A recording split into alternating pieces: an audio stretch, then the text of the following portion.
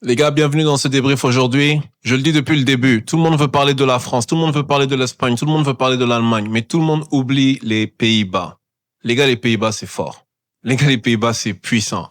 Les gars, les Pays-Bas, ça domine, ça attaque. C'est une dinguerie. Et j'arrête pas de le dire depuis le début. Pour moi, mon favori, et je le dis dans cette vidéo, pour moi, le gagnant de cette Coupe du Monde, ça va être les Pays-Bas si c'est pas un pays africain. Pour moi, les Pays-Bas, dans les pays d'Europe, c'est l'équipe la plus équilibrée à tous les échelons, à tous les niveaux. Donc, déjà, quand tu regardes historiquement parlant, les équipes qui dominent le football, c'est quoi? C'est des équipes qui sont dominantes en milieu de terrain. Donc, en général, l'équipe qui domine le milieu de terrain, c'est l'équipe qui, en général, gagne le match. D'accord? Si tu regardes le milieu de terrain des Pays-Bas, c'est l'un des milieux de terrain les plus impressionnants, les plus monstrueux de toutes les équipes de cette Coupe du Monde. T'as Frenkie de Jong, qui joue comme milieu relayeur, qui joue au Barça. T'as Tijani Reinders, qui a eu une excellente saison à Man City. Et tu as Gravenberg, qui, on va s'entendre que c'était pas sa meilleure saison à Liverpool cette saison, mais la saison d'avant, où Liverpool gagne la Premier League, eh ben, il a été le meilleur milieu de terrain de cette Premier League-là. Donc, un milieu de terrain monstrueux. Mais c'est pas juste ça. C'est que c'est une équipe qui est équilibrée dans tous les niveaux. En attaque, tu as des attaquants comme Cody Gakpo. Cody Gakpo qui a rien foutu cette saison à Liverpool. Donc, il s'est bien reposé avec sa tête de vaurien là. Et là, ça se voit. Il s'est bien reposé. Là, il est en pleine forme dans cette Coupe du Monde. Il arrive et puis il détruit tout. Et puis aujourd'hui, il te claque un doublé et il te claque tes assists, man of the match, un rating de 9.1 si je ne m'abuse. T'as un Malen qui est excellent, qui va retourner à la Roma. T'as Somerville qui est absolument monstrueux aussi sur son côté quand il rentre. Donc, ils ont des joueurs qui sont capables de marquer en attaque. Les joueurs ne choquent pas. C'est une équipe qui veut aller de l'avant et qui veut marquer. Tu as la défense. Tu as un Virgil van Dijk, capitaine de cette équipe, capitaine de l'équipe de Liverpool, qui a été pendant longtemps le meilleur défenseur dans cette English Premier League. Il est à côté de lui, t'as Van Hecke, t'as Van de Ven, t'as Dumfries. Comme je vous dis, sur toutes les lignes, les gars, sur toutes les lignes, c'est équilibré. C'est pas comme une équipe de France, par exemple. Une équipe de France où c'est super déséquilibré parce que c'est tous les gros joueurs, toute la force vient de l'attaque. Le milieu de terrain, il y a des questions, il y a des points d'interrogation. Même si c'est pas que c'est mauvais, mais c'est juste qu'il y a encore des points d'interrogation. Adrien Rabiot, Tchouaméni, est-ce qu'on rentre Manu Koné, etc. Avec les Pays-Bas, il n'y a pas ces points d'interrogation. On sait déjà que ça va être Gravenberg, ça va être De Jong et ça va être Tijani Reinders. Et les gars, ils ne niaisent pas. Ils ont planté 5 buts aujourd'hui à la Suède. Les Suédois n'ont rien pu faire. Et c'était juste incroyable à regarder. C'était l'un des meilleurs matchs, selon moi, de cette Coupe du Monde. Parce que les Pays-Bas, c'est une équipe qui adore jouer sur l'attaque, sur l'offensif. Ils pressent vraiment haut. Ils n'ont pas peur. Avec un Ronald Koeman qui, on sait comment il jouait quand il coachait le Barça, avec des longues lignes vraiment hautes, avec le offside trap.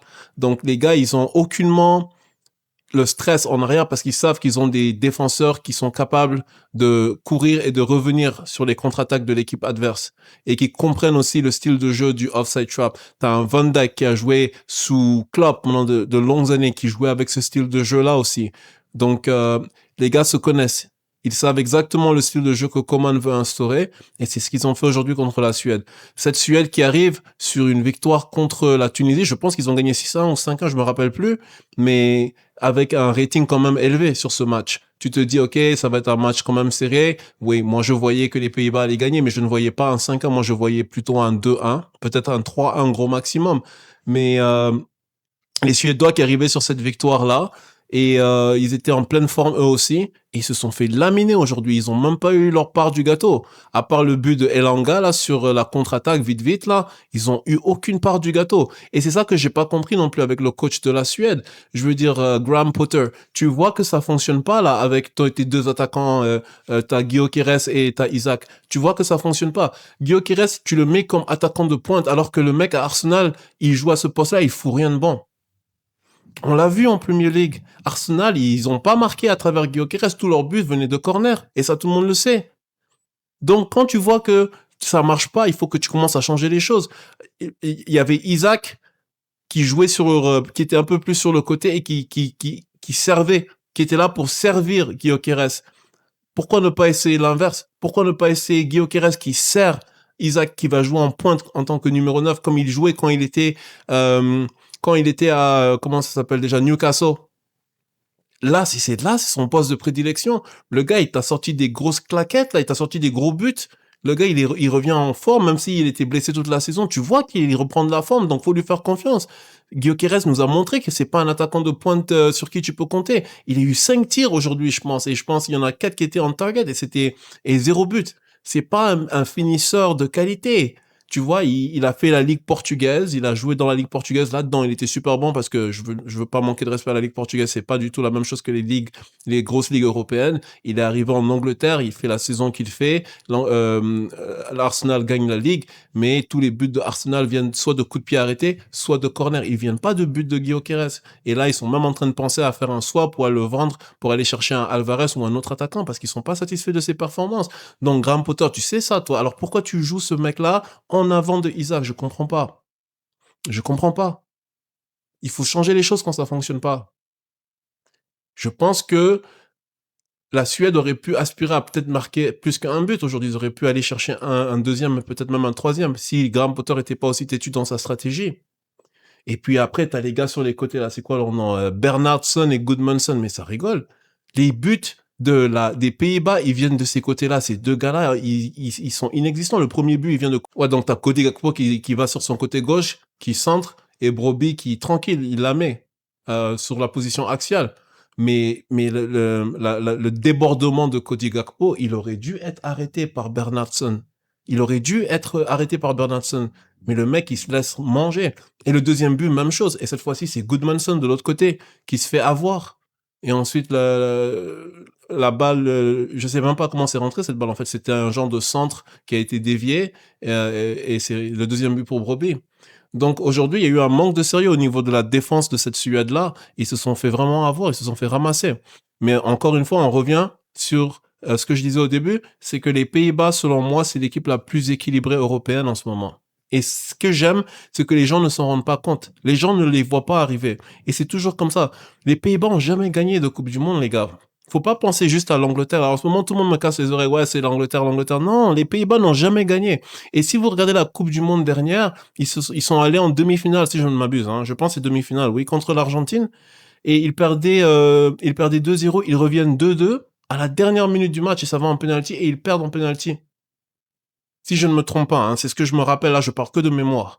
Mais quand tu regardes les physionomies de matchs qu'ils perdent, il y a beaucoup de facteurs de malchance. Et à un moment donné, la chance, ça tourne, les gars. À un moment donné, la chance, ça tourne. Moi, je pense, personnellement, que s'il y a une équipe européenne qui va gagner cette Coupe du Monde, ça devra être les Pays-Bas. C'est ma prédiction. Définitivement. Ce que j'ai vu aujourd'hui l'a confirmé. Ils sont trop équilibrés à tous les niveaux. Je sais que oui, en ce moment, il y a l'équipe de France qui impressionne énormément et moi aussi, elle m'impressionne beaucoup. Et si elle continue à garder ce niveau de jeu, oui, probablement qu'ils peuvent la gagner aussi, cette Coupe du Monde. Mais encore une fois, comme j'ai dit, il y a un déséquilibre et ce déséquilibre, il va falloir le régler. Il va falloir le régler parce que les attaquants que tu as en France, ils sont trop overwhelming, overpowering. C'est trop de force en avant et pas assez en arrière. Et donc, il faut rééquilibrer cette équipe parce que c'est une équipe qui gagne. C'est pas une attaque qui gagne. C'est toute une équipe ensemble. Une bonne balance ensemble. Donc, grosso modo, c'est ça. Moi, je dis gros travail, honnêtement, des Pays-Bas, gros travail de Ronald Koeman. Je pense qu'ils vont avoir une très, très belle compétition et j'ai hâte de voir pour la suite. Donc, j'espère que vous avez kiffé ce débrief. Si vous l'avez kiffé, lâchez-moi un like et n'hésitez pas à me lâcher un follow aussi et je vous recapte pour la prochaine vidéo. À plus.